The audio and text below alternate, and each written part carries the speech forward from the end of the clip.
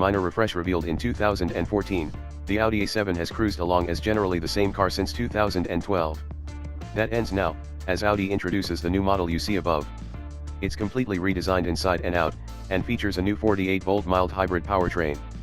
And throughout, you'll find connections to the A8 flagship.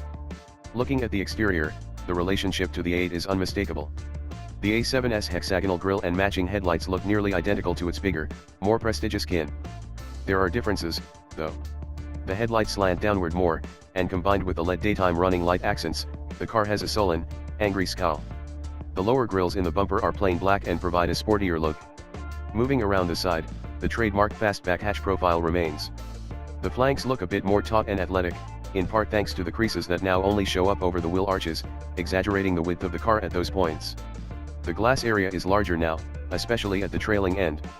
The rear quarter window has been made much larger and with a shallower kink. The greenhouse also doesn't appear to taper as much toward the back, leaving less of a distinct shoulder than on the previous model. The most dramatically different and distinct part of the exterior is the tail. The individual lamps of the outgoing A7 have been ditched for a full-width bar with 13 individual LED elements on each side. This tail light fits below an arching crease that marks the end of the hatch lid and wraps around to the quarter panels. The edges of the light match this crease, which also flows into the seam of the bumper. This arching shape is echoed in the faux diffuser panel in the rear bumper. The inside of the A7 is also massively changed, and it again pulls heavily from the A8. This is immediately evident by the dual touch screens for infotainment. The main upper screen is a 10.1-inch piece used for music, navigation, and such, while the 8.6-inch display below it is used for climate control. There is no MMI wheel for controlling it. Where the setup differs from the A8 is in the fact that the screens are canted toward the driver. Audi also gave the interior a sportier feel by playing with the hexagonal motif of the grille on the dashboard, dropping in a greater number of more angled shapes. The high-tech interior is matched with many high-tech convenience and mechanical features. Lane centering assist as well as autonomous parking spot and garage parking features will be offered on the new car. The latter of those will allow the driver to hop out of the car and let the car park itself or extricate itself from a space.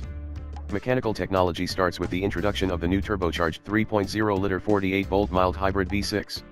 It's the same one as in the A8, which means the hybrid component comes in the form of a combination starter and generator that allows for more frequent, longer, and smoother engine start-stop cycles.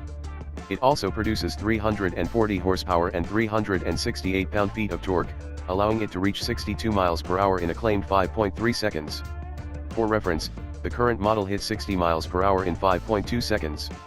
This V6 will be the only engine at launch, with a variety of gas and diesel V6s and 4 cylinders coming later.